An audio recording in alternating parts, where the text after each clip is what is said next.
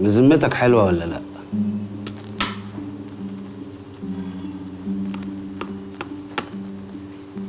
انت ساكت ليه؟ انا ماليش رأي. كان هيخرج هكيم، بس منه لله بقى.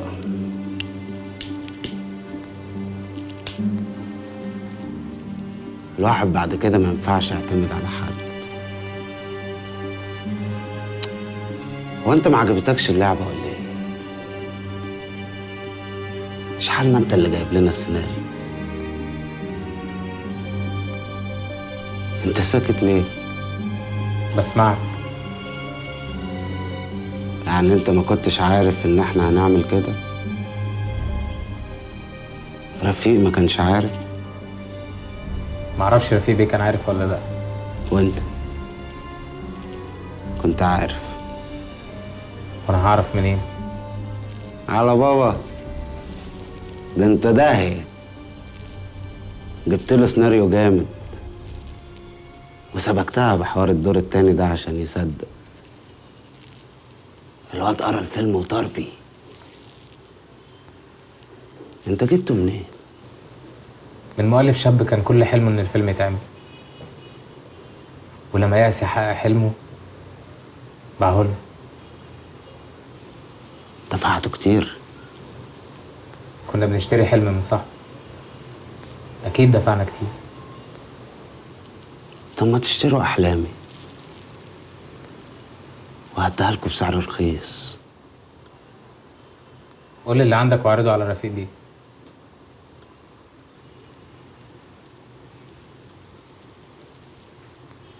صور مفيش، اصل بتغطى وانا نايم كويس. بعد كده هبقى انام باللباس واجي اقول لك انا حلمت بايه.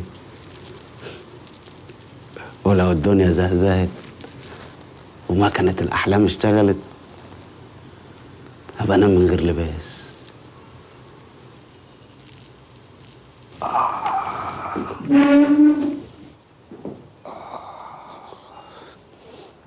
احلام سعيده يا استاذ زياد.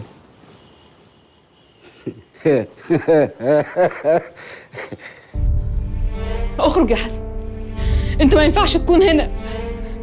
انت بتحلم، عايز الناس تشوفك وتحسك، وليك بنت جميله مستنياك.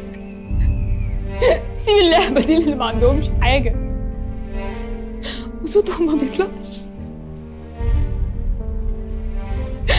عارف يا حسن، انا قاعده هنا عشان بره مفيش حاجه خالص. بقالي شهور عايزه اخرج بس مش عارفه لو خرجت هروح فين، اعمل ايه، اتكلم مع مين. انا كل يوم كنت بخرج مع ناس شكلي، اضحك معاهم واهزر واتكلم كتير واتكلم كتير، والاقيني في الاخر ما قلتش حاجه.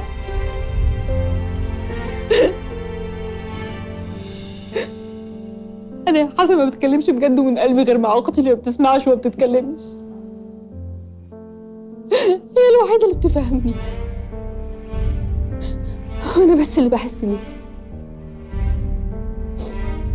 انا لازم اقعد واكسب، سافر انا وهي المكان بعيد، مكان تاني بحلم وامل جداد،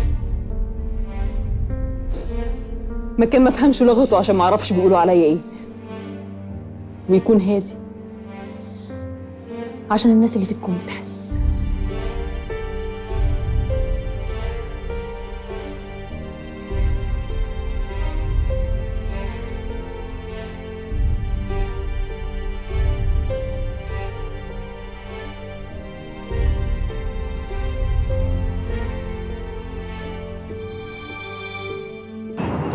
لقيت عمرو؟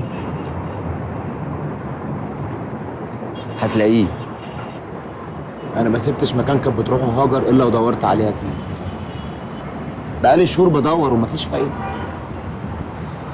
بقيت خايف ادور تاني احسن الاقيها وما الاقيهوش. انا خايف هاجر تكون عملت حاجه في الواد. هاجر يا فارس، صعب تأذي ابنها. هتلاقيه وهتلاقيه.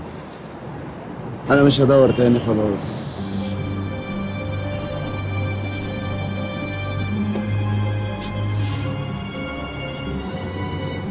انا هسافر. الايام اللي عشتها هنا خلتني افكر واعيد حساباتي كلها. هحاول ابدا من جديد. تفتكر رفيق عمل كده ليه؟ روح اسأله. تهيألي هيجاوب. صعب. رفيق بنى جسر كبير قوي بيننا وبينه. رسم حدود صعب نعديها وصعب هو نفسه يحاول يقرب. يمكن الحدود دي تكون بيننا وبينه لأننا لسه في اللعبة. بما أنت حر. روح اسأله. ما بقتش قادر اسال. وكمان انا مش حر يا عمرو. انا لسه ما خرجتش من اللعبه. وشكلي كده مش هعرف اخرج.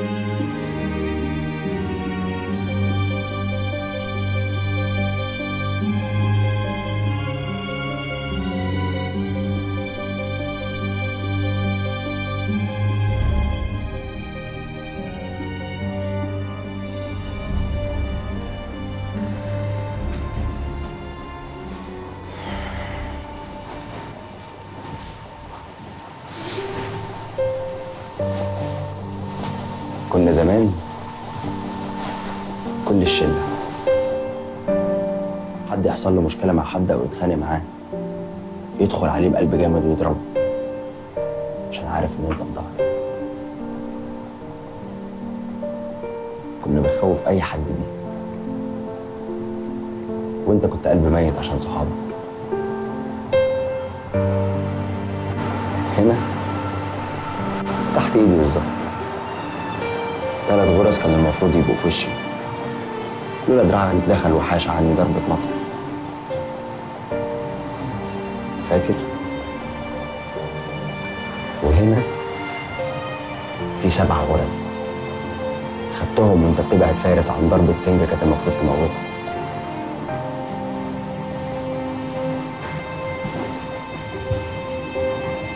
لو ناوي تتغير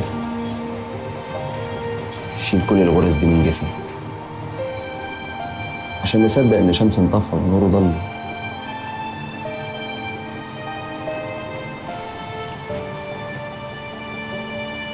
فارس مش لاقي ابنه، دور عليه في كل حته وبيفكر يسافر لانه يئس.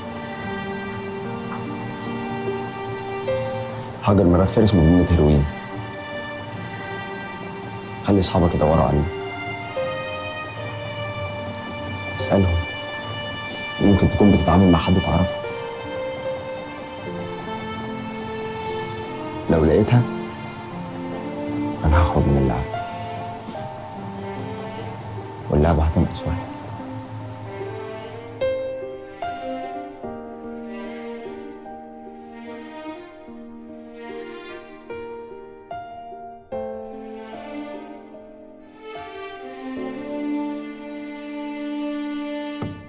يا شمس، يا شمس، يا شمس اخرج واتكلم معايا. انا عايزه اتكلم معاه. مش لاقي حد اتكلم معاه، مش لاقي حد يسمعني. يا شمس حياة اغلى حاجه عندك، ما تسيبنيش، ما تسيبنيش. انا ما صدقت الاقي حد اتكلم معاه. يا شمس،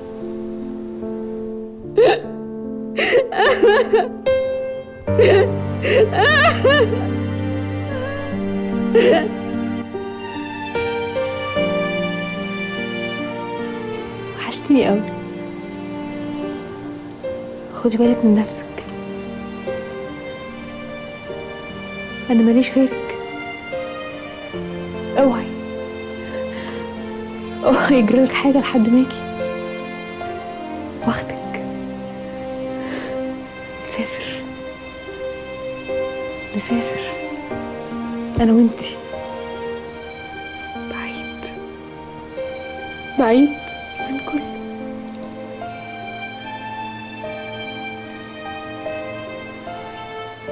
وحشتيني قوي. لا لسه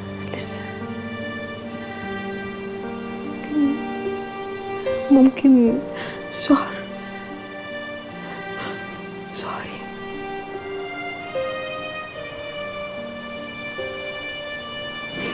سنة.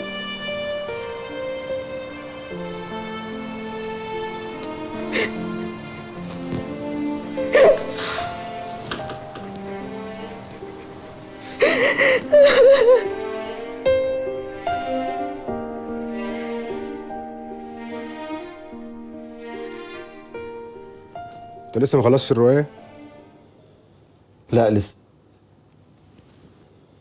مستني تعرف ايه النهاية مش كده؟ انت قريت اللي انا كاتبه؟ انت طيب قوي يا عمرو. كاتب حكايتنا وبتطبطب علينا في كلامك، بتلاقينا اعذار. عايز اللي يقرا ما يشوفناش وحشين. عايز اللي يقرا يشوفنا صح يا حسن، يسأل نفسه قبل ما يحكم علينا. لو كان مكاننا كان هيعمل ايه؟ واحنا مش وحشين قوي كده برضه يا حسن. شمس حابس نفسه في اوضته بقاله كتير قوي ما خرجش. حبس نفسه في اوضته؟ وهو لو خرج من اوضته هيبقى حر يا عمرو؟ ما فرقتش كتير. اوضه من فيلا من دنيا كبيره، كله حبس، كله سجن. هو انت ما بتاخدش اجازه خالص؟ ازاي يعني يا استاذ حسن؟ اكيد باخد اجازه. امتى؟ بعد ما الشغل يخلص هاخد اجازه كبيره قوي. وافرض طولنا؟ يبقى اكيد شغلي لسه ما خلص.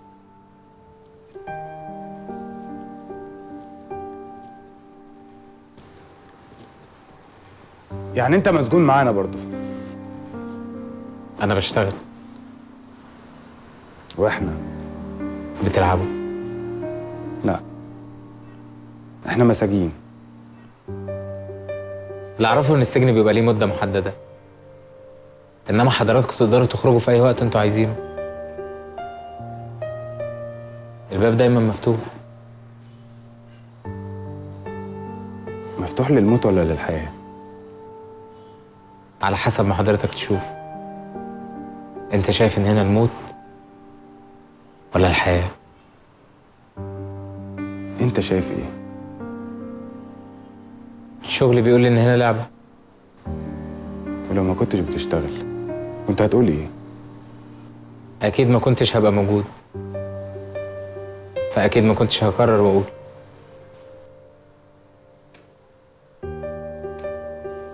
انا اقول لك، احنا هنا لا موت ولا حياه. هنا سجن اختياري الحكم فيه بالاشغال الشاقه. والاشغال عندكم صعوبتها اننا مش بنعمل حاجه غير اننا نفكر ازاي نأذي ونضايق بعض، ازاي نفكر نطرد بعض.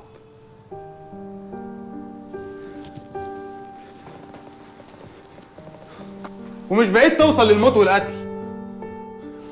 الباب مفتوح يا استاذ حسن. ما كل السجون بيبانها مفتوحه ومحدش بيخرج، وكل واحد عارف سجنه وشايف بابه وما بيخرجش. خلينا قاعدين وخليك انت كمان قاعد.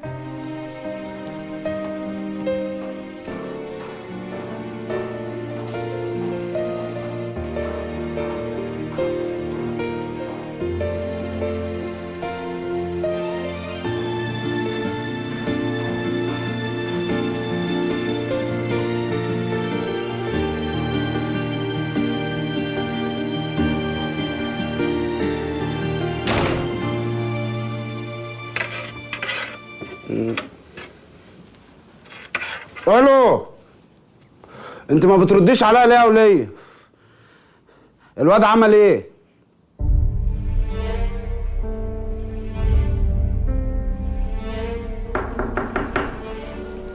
ادخل.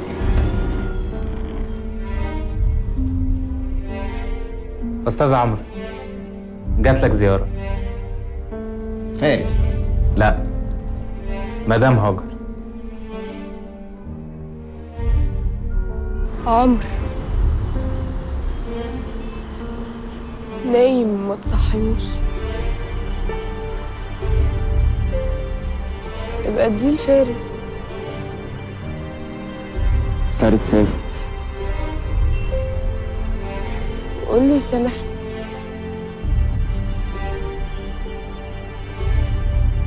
قول له ما يزعلش مني. انا ما اعرفش فارس فين. هتلاقيه.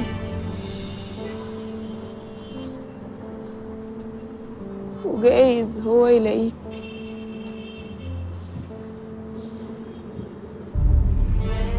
قول له انت بس يسامحني.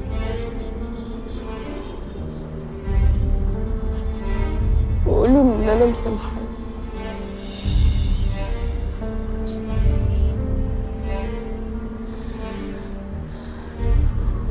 وقول له ان انا حبيته قوي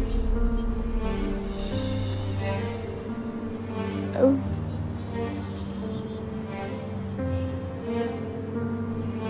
بس كرهت حبه ليا.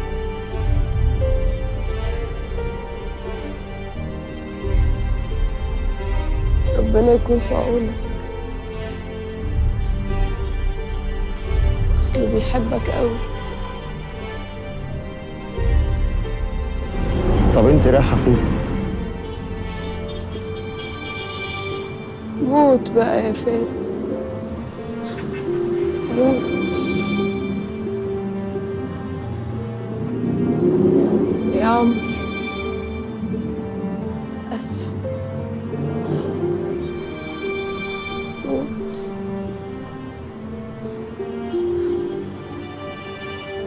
رايحة فين؟ رايحة موت. رايحة موت.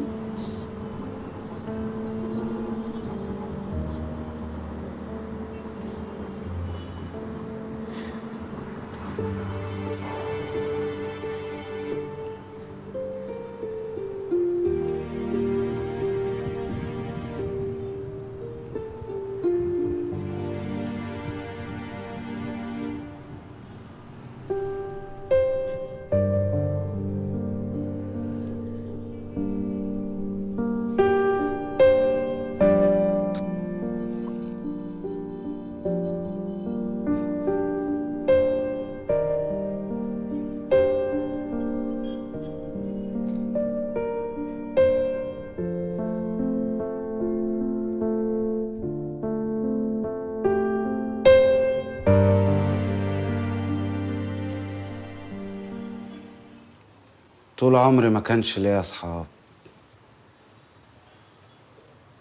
لما لقيت الشلة دي قلت لنفسي لازم ادخل وسطهم بالعافية، ألزق نفسي معاهم. ما هو إذا كانت الدنيا كلها مش قبلاني وكل اللي أعرفهم بيقولوا لي في وشي مش عايزينك، دول بقى طيبين، أخلاقهم مش هتخليهم يبخوا في وشي إنهم مش عايزيني، وأنا شبطت فيهم. وهم للأمانة كانوا دايما يحسسوني إنهم أصحابي وإخواتي، وكانوا يسمعوني، وساعات كنت ألف حكايات عني عشان ألاقي حاجة أحكيها لهم،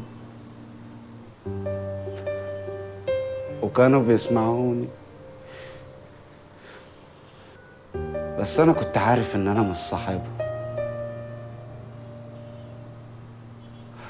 ما صعب فارس يحبني قد ما بيحب عمرو ورفيق، وشمس لازق لحسن ليل ونهار، وهشام طيب وبيحبوه،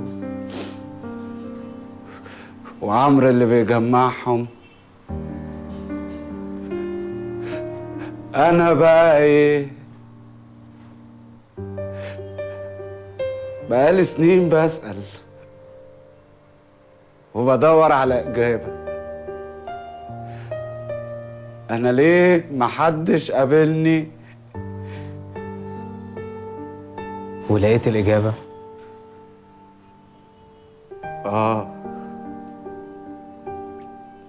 لقيتها. هتوحشني. هبقى اجي ازورك في مواعيد الزياره. هتروح تقابل رفيق؟ مش عارف. هروح اقابله اول ما اعرف انا المفروض اشكره ولا العنه. ومتهيألي هعرف بعد ما اعرف النهايه. سمي روايتك سجن اختياري، واكتب اسم فيها عادي حسن خالد. بس لقيتك مسميني شريف. وانا ما بحبش الاسم ده. وبعدين مش جايز الروايه تنجح؟ الناس تبقى عرفت اسمي. واكتب ان انا مش عارف انا بقيت قاعد ليه، اني خايف اخرج.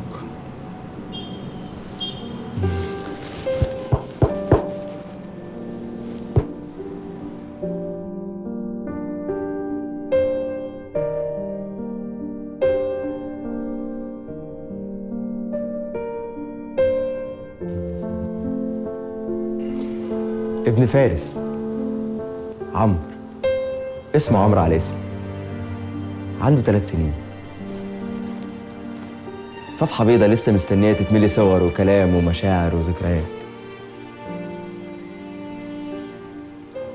هاخده ونخرج ونشوف هنعمل ايه في الدنيا اللي مستنيانا بره. تفتكر دي تنفع تبقى قفلة الرواية؟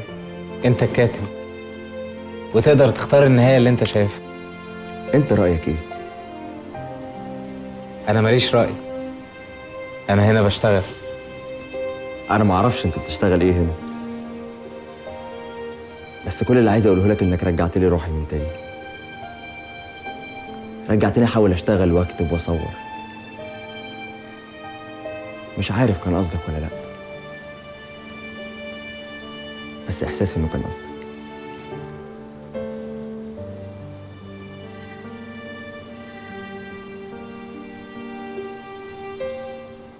تفتكر النهاية هتبقى ايه؟ النهاية اللي أنت هتكتبها؟ اللي انت هتكتبها في تقريرك الأخير. معرفش. ينفع لما تكتب التقرير الأخير توريهولي؟ بتهيألي هيفرق معايا وأنا بكتب النهاية. هستأذن رفيق بيه وأكيد هيوافق. يلا بينا. سلام.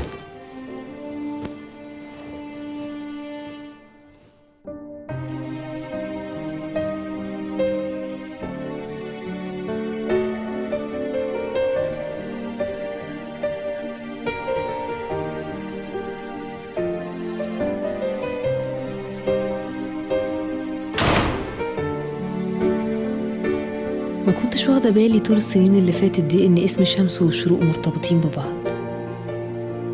لما خرجت عرفت إن طول حياتي كان ناقصني شمس. إزاي أبقى شروق وأنا عايشة في ضلمة وليل طول الوقت؟ يمكن لو أنت كمان فكرت هتلاقي إن الشروق هو بداية ظهور الشمس في السماء. أنت ناقصك بداية جديدة وأنا ناقصني نور. على فكرة أنا كمان كنت زمان بحبك.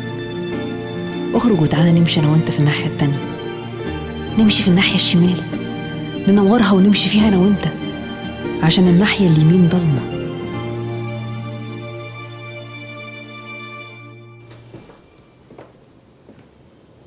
مدام سلمى، المبلغ المطلوب جاهز. استنيته كتير قوي. المبلغ مش قليل يا مدام سلمى. هنزل اخده منك تحت.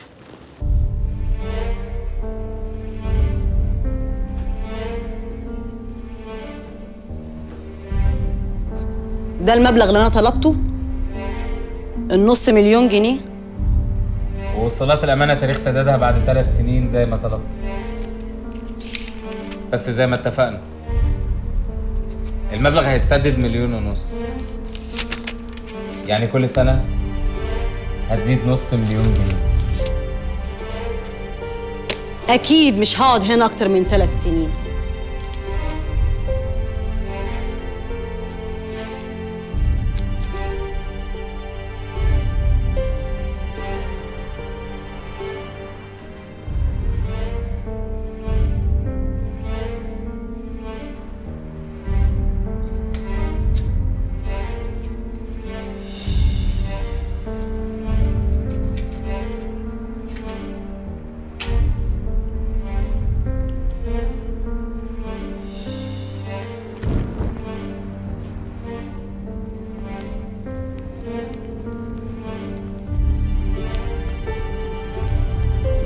كده انا لو خرجت هتسجن.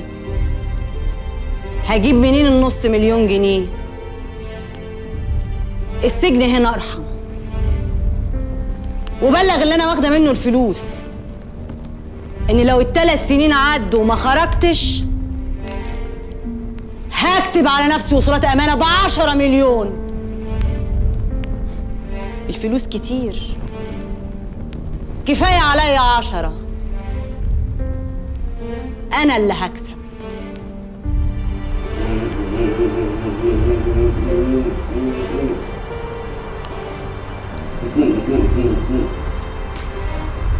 المفروض كده انا اخاف واقوم الم هدومي واروح. اسجني نفسك هنا براحتك واعملي حسابك انك هتخرجي تكملي سجنك في القناطر. فلوس ايه يا حلوه اللي بتحرقيها؟ فلوس ايه؟ انا حرقت قلبي. انا ابني مات وما خرجتش.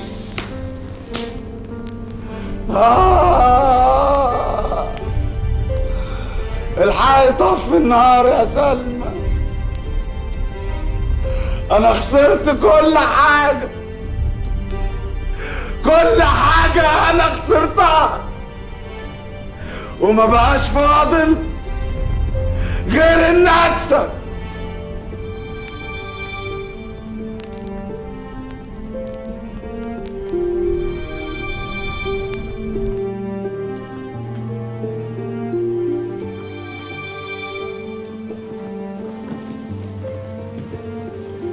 ساحل انت نفسك في حوار التقارير ده. شغلي. ينفع اقرا انت بتكتب ايه؟ للاسف مش هينفع. ليه؟ ما هو نفع قبل كده. الاول كان ممكن، لكن دلوقتي ما عنديش اوامر بكده.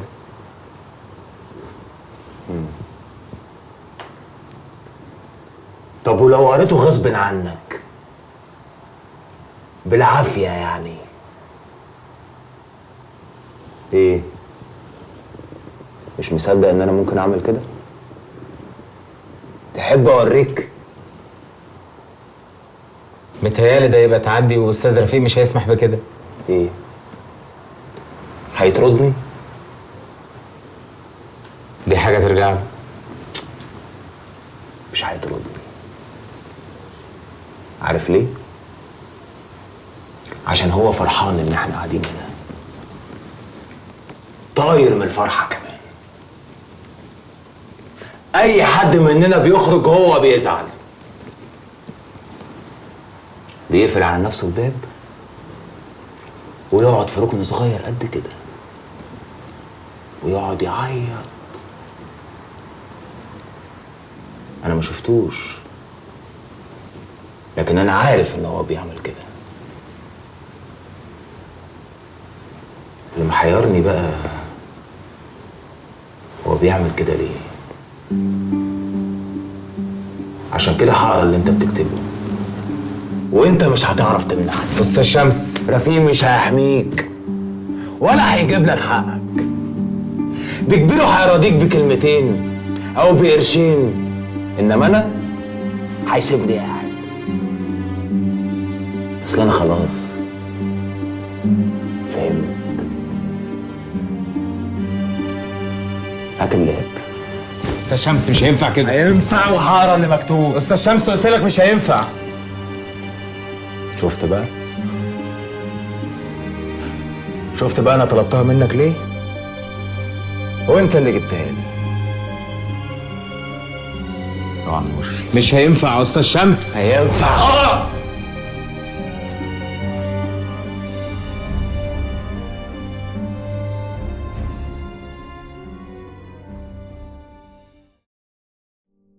شمس، إنه الآن يراقبني. يدفعه الفضول الإنساني أن يعرف ما الذي أكتبه.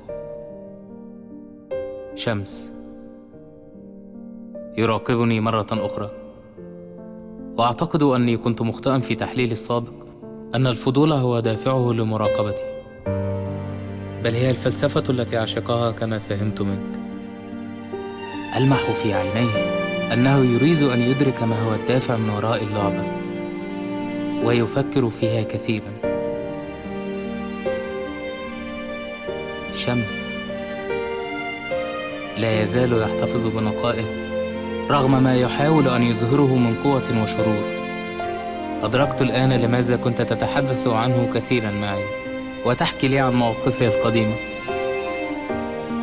شمس طلب مني سيناريو أعتقد أنه سوف يجعل منه فريسة لخروج حسن، وأتوقع انهياره الكامل بعد خروجه.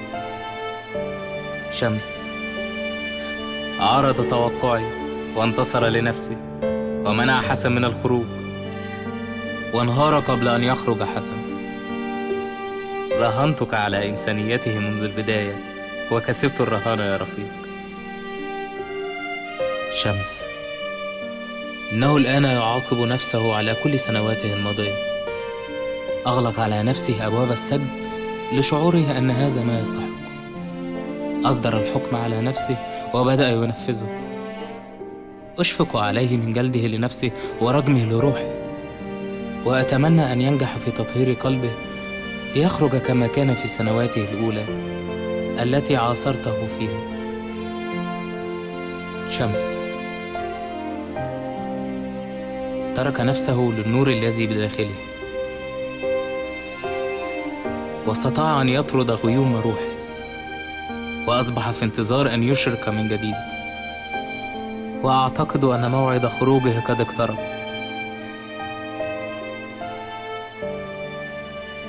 ولا أدري كيف سأبقى في سجنك بدونه.